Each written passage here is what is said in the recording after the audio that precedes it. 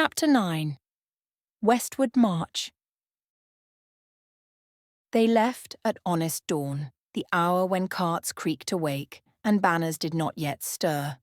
Riff tried one last time in the stable while loading carts. "Stay," she said very mildly. The word "one" uses to a dog who will come anyway. "Let us take your orders and send you letters." Marius buckled the strap on a cedar chest with a patience that knew it was being watched by no one who mattered except the promise he had made to himself. "I'll go with the carts," he said. "Quartermaster. Weather when asked. I will not be in the way." He looked up at her and did not make a speech. "I want to see bread arrive where boys will need it. And then, quieter, and I want to stay by you. War does not guarantee a return." She did not argue with the shape that had always lived in him, the part that could not abide usefulness postponed, nor could she deny that his quieter second reason warmed her heart. Hale made the line. Ref took the troopers forward and let herself be only that. Assistant, rider, weight over the withers of a horse who trusted her not to ask for speed when footing asked for thought. Marius climbed onto the bench of the first supply cart and made himself a seat with a ledger, a coil of rope, and a weather's eye. The chest-labelled weather scaffolding did not creak under his weight. He set his palm on the lid once anyway, not as a check but as a courtesy. The column fell into a steady rhythm. Riders first, then pikes, then the long spine of carts that turned rumour into fact. Cooks rode perched on sacks, porters kept to the margins, ready to lift what pride dropped. Hale ranged as generals do, now at the head, now back. Mid-morning he found himself on the cart's bench beside Marius, without meaning to. The bench took both of them as if benches had preferences. They watched ruts together and men together and a sky that was thinking about heat, without commitment. "You said you would not be in the way," Hale said at last, conversational as a fence. "You are in the way of thieves and stupidity. That will do." Marius smiled with one corner of his mouth, the one that betrays him to men who are paying attention. "My trade." He was not in the way of the weather. He had a long conversation with it. When the road pitched into a shallow ford and the far bank sulked under carts that had already chewed it, he lifted a hand with the courtesy of a man asking for salt across a table. A crosswind eased itself between water and mud and stayed there like a friend holding a door. The bank firmed not because it had been commanded, but because it had been invited to be its better self. Hale saw the change and filed it where a general keeps tools he intends to pretend he discovered. At noon they halted, and the cooks proved again why men will bleed for a metal pot. Bread appeared that had every right not to be good, and was. There was a pot of stew that explained why someone had hidden a handful of dried apricots in their pocket last year, and why they had been forgiven for it only when they produced them today. Porters vanished, and returned in the same breath with water, with salt, with a joke that kept two boys from starting a feud over nothing. Hale had always repeated his father's saying because it was his father's. Today he watched it take shape in spoon after spoon and knew at last why the old man had been right without being sentimental. Men march because someone feeds their feet. Riffa came back along the line at a canter light in the saddle. Mud had written honesty at her boot tops. The sun had written a little heat along her cheekbone. She reined in by the cart and drank from Marius's cup before asking if it was hers. He did not object. Hale saw and said nothing. "River's ahead and pretending not to be swollen," she said to Hale, as if she were commenting on a mule's temper. "Scouts think a timber bridge will forgive us if we are polite. If it doesn't, there's a ford upriver that will make us late and alive." "Polite is cheaper," Hale said. "We'll try it." They tried it. The bridge agreed to their weight because orders were clear and followed right. The horses did not roll their eyes because Riffa's hands told them not to embarrass themselves in front of wood. The carts went over with that communal holding of lungs an army does when it knows a single plank is making a decision about their day. On the far bank, A boy laughed once, the nervous kind, and Tarsa's eye found him and forgave him in advance. Lord Hale found himself in odd company in the evenings as the march turned domestic.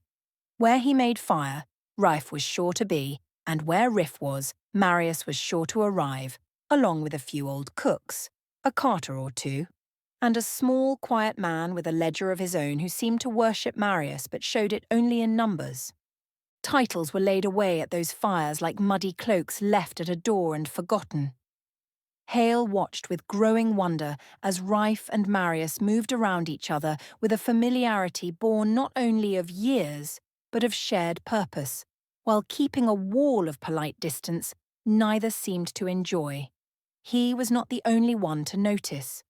The old cooks kept egging Marius on when Rife was not looking, and, seeing little effect, one night told Rife outright that Seren was back at court and need not know what happened on the march. Rife laughed. "Marius is no fool," she said. "He knows what he is doing." Still, Hale heard a twinge in it, a longing he wished she need not carry. He decided to meddle cautiously, in the interest of the kingdom. The next day, sitting beside Marius on the cart, Hale asked as if in passing, "You do know Reef is jealous of the way you are with Seren?" Marius looked off for a long moment. "I suspected she might be," he admitted. "She told you?" Hale told him what he had asked, been told, and seen. It fit with the bandage under the silk glove and the guarded ways. Marius was thoughtful, then answered quietly. "To me, Seren is a dress Riff wears, a dress that gives me permission to do things I feel not allowed to do without it. But perhaps I have assumed too much." He gave Marius a little time and was not disappointed. By afternoon, Riff rode at the head of the column with a pale blue wildflower tucked neatly in her hair. Hale raised an eyebrow. She actually blushed. Gossip did the rest that night by the fire, while the two in question were conspicuously absent. "Did you see him?" a cook asked, spoon hovering. Slipped off the cart, picked a blue bloom from the hedge, and tucked it behind her ear. A carter snorted. "Battle makes shy men brave. Must be mutual. Anyone else would be nursing broken fingers." It was exactly what Hale had hoped for. He fed the flames and the rumour both. No accusations, only idle observations. That Riff and Seren were never in the same place, that they were of a height, that their eyes carried the same stubborn light. Few there had seen Seren in person, only portraits, so no one could swear it true or false. But the tale walked. It reached those with kin at court. Letters went out from the next post, asking who exactly Rife of the Pass might be. Rife had told him once the lines at High Pass were never kept clean. Seren had been seen around the stables more than once, often with an old lance, and had been called Rife by people from all walks. Hale sat back, satisfied, and waited for his mischief to bear fruit, watching in the meantime as Marius awkwardly courted his own wife. Chapter 10. Small Wars of Tenderness. It started with a flower and became a campaign. The cooks were first conspirators. "She drinks her tea without honey," one told him, handing over a cloth-wrapped bundle. Inside, a pinch of mint, a pinch of bark, the smell of remembered winters. "Warm the cup first," another warned, "or you'll insult the day." He did as told, met her at the head of the line with steam and a lopsided bow. She took it, and the corner of her mouth considered smiling before good sense sat on it. After that, help arrived like volunteers. A pikeman quietly left a lengthened strap by his bench. "Her stirrup wears thin on the inside," the man said, staring at the horizon. "She won't ask for a replacement. She'll ride it to the nail." A carter taught Marius the knot his grandmother swore by for keeping a blanket on a nervous horse. The knot appeared the next dawn, correct and neat, keeping her bedroll from wandering. Tarsa shook her head at all of it and did not interfere. She only corrected his hand once in passing, muttering, "If you're going to help, do it properly." Then came the poetry, bad, brave, and public. He chalked a verse on the side of his cart where she could not avoid it. It rhymed road with ode and sky with try, and the cooks read it aloud in a chorus so solemn it became a joke the poem could live inside without dying.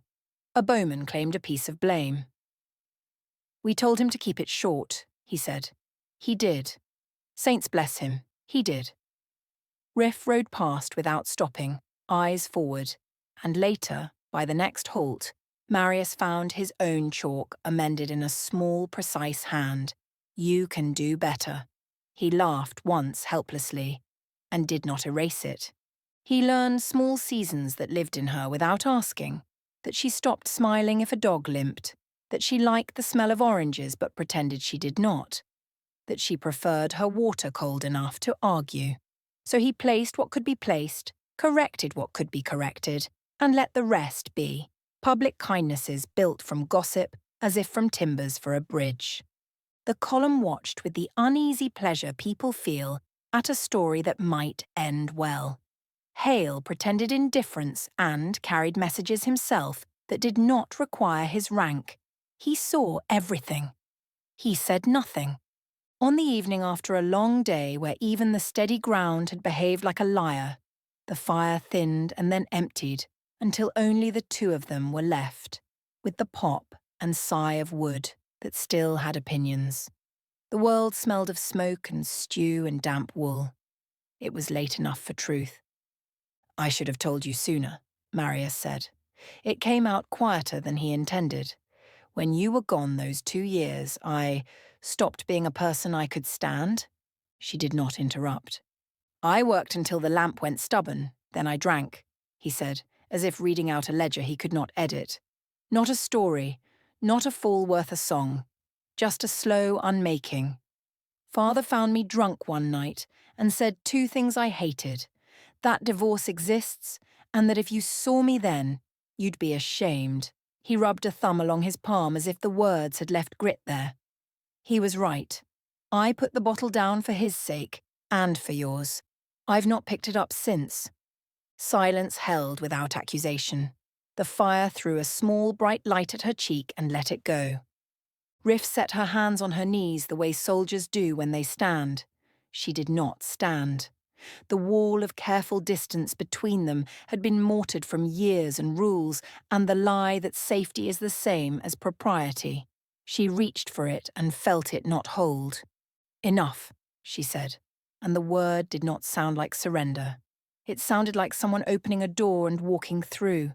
She rose, stepped around the fire without drama, and said, as if she were answering a practical question, "Your tent, then." "Riffer," he began. "Seren will ignore it," she said. "Riff won't." The smile arrived this time tired and unafraid. "Come on." Later, when fires had gone to embers and the fabric of the camp made its usual small night music, everyone pretended they had seen nothing. It is a kindness soldiers are good at. Tarsa posted watches and did not post comments. A cook put 2 bowls by the same tent flap at breakfast and did not look surprised when both were returned clean. Hale, seeing the bowls, exhaled a breath he had not named and let it go. The rumour mill did not stop. It did not sharpen either. It rolled along like a wheel that had finally found its proper track. He carried a stool to her horse so she would not have to swing up with a bruised rib. She tied his cloak properly before a cold watch and told him not to be noble about weather. Things like that, passed along dryly, with affection. By week's end, letters caught up to them at a way station. Ink with the speed of fresh news, seals unbroken only long enough to be admired. Several said what the fire had said sooner. Confirmations from high pass, hand to hand, stating as fact what had been a camp's open secret. Riff is Seren. Seren is Riff. The court managed surprise in the official way, which is to say with none at all. No one in the line of march fainted from revelation. The cooks shrugged. The carters nodded. A boy in the pikes, who had always saluted too deeply, started saluting exactly right. Those in charge, Hale, the quartermasters, the men with lists, and the women with pens, met each other's eyes over maps and asked the question only among themselves. When will she say it out loud to the army she is learning and the land that already knows? Soon, Hale thought. Or not. Either way, the ground will hold. For now the work did. The road took their weight, the bread kept arriving where boys would need it. And in the small spaces between labour and danger, a man who had stopped drinking and a woman who had stopped pretending sat close enough that the cold had to argue with two bodies instead of one. Chapter 11. The Cliff of Storms. The border did not announce itself with monuments. It arrived as a change in the wind and the way the ground began to measure people back. A line of low hills leaned into a shallow valley. Beyond it, the old road narrowed and ran between two outcrops, as if it, too, had chosen a stance. Marius chose his. A cliff shouldered the eastern end of the ridge and looked down over the fields that would hold the first exchange. From there, a man could see the whole breadth of the defence, ditches beginning as chalk lines and sharpening under spades, timber stacking into palisade, the white seams of fresh-cut fascines drying in the sun. The height took the wind clean and whole. Weather loved such places. "This is mine," he said simply, as if telling the hill its proper name. Rife stood beside him, boots at the edge until the ground thought better of testing her balance. Men below were already setting posts for signal flags and a rack for drums. Runners waited, hands on thighs, learning a landscape with their lungs. The world smelled of sap and shovel-turned earth. "Promise me," she said, not looking away from the lines. "Whatever the field does, you don't leave this rock." "I don't leave," he answered. "Not for victory, not for fear." "Not for me," she pressed. He set his palm against the cliff's rough and left it there long enough to make it a contract.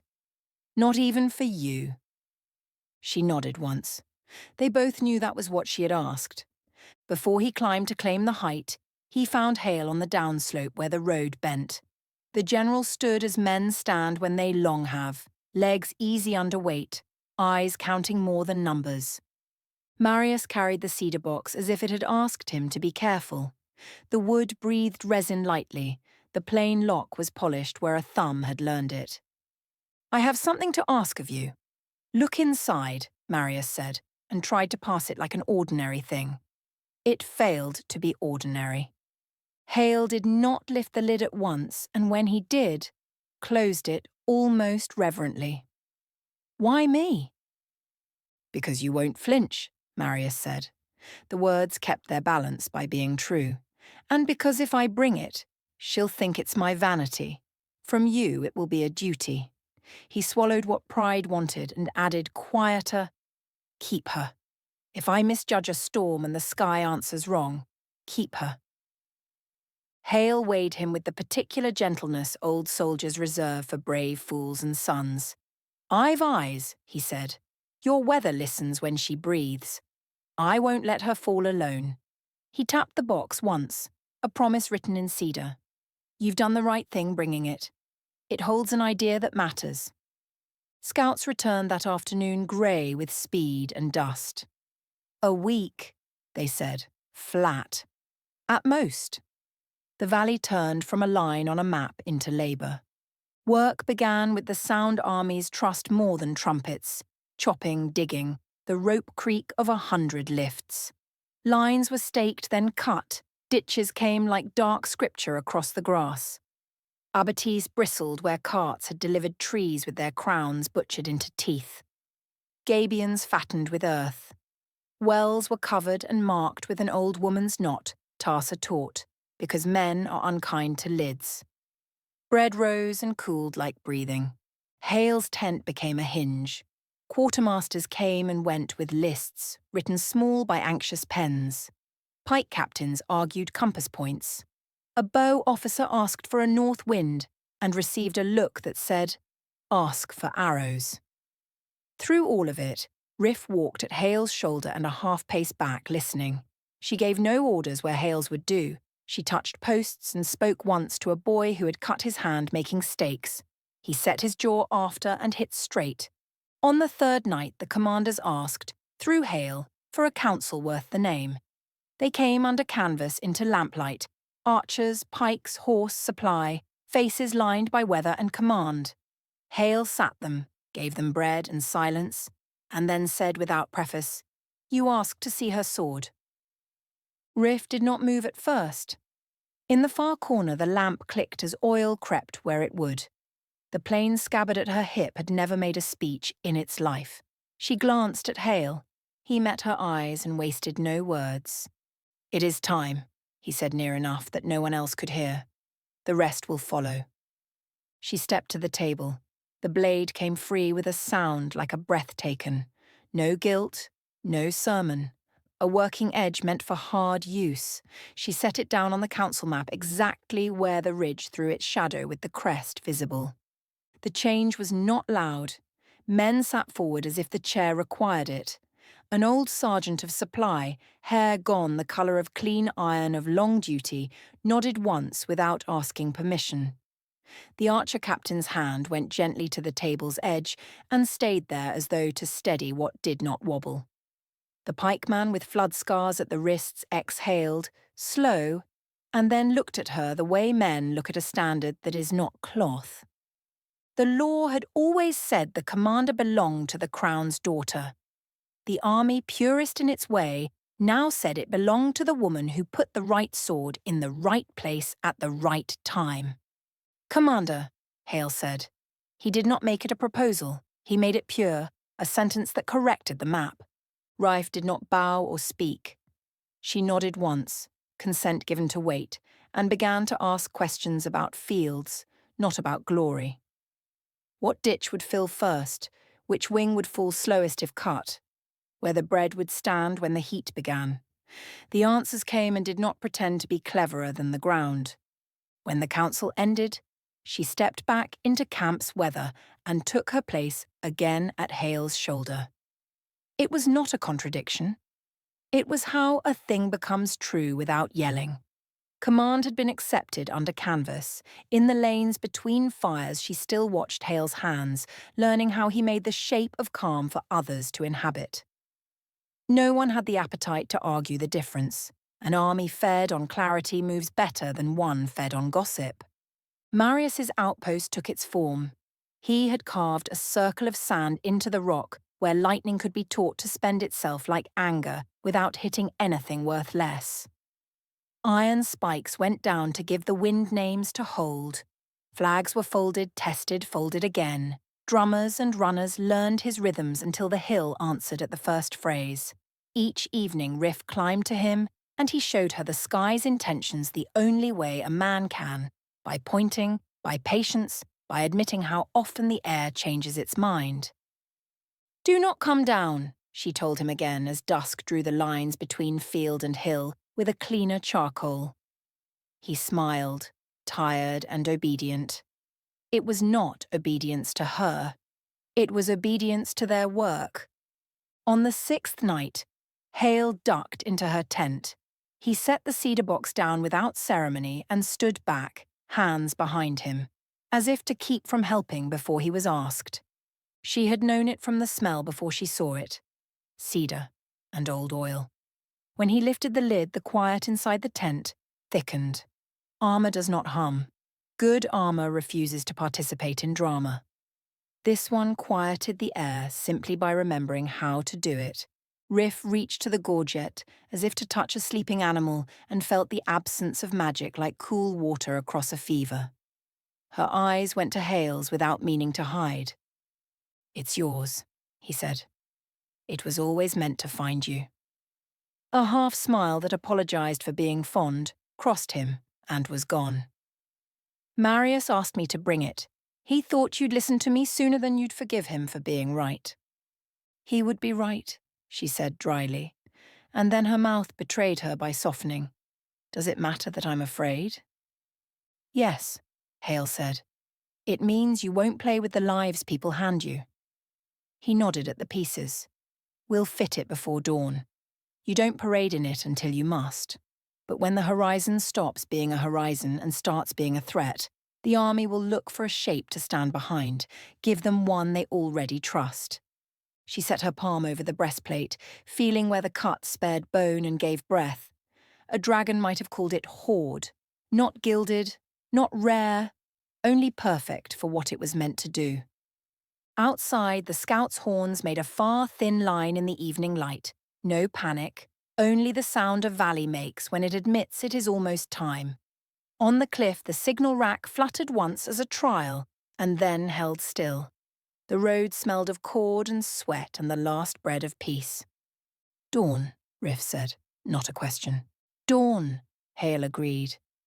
In the dark before it, she slept badly and well, badly from the knowledge of what work asks, well from having finally climbed into her proper skin. On the cliff above, where the wind trusted him, Marius leaned his back against rock and watched the stars reconsider their positions, his hands already learning the shape of tomorrow's weather. He would not leave. She would step forward. Between those two oaths, the line stood and waited to be asked what it could bear.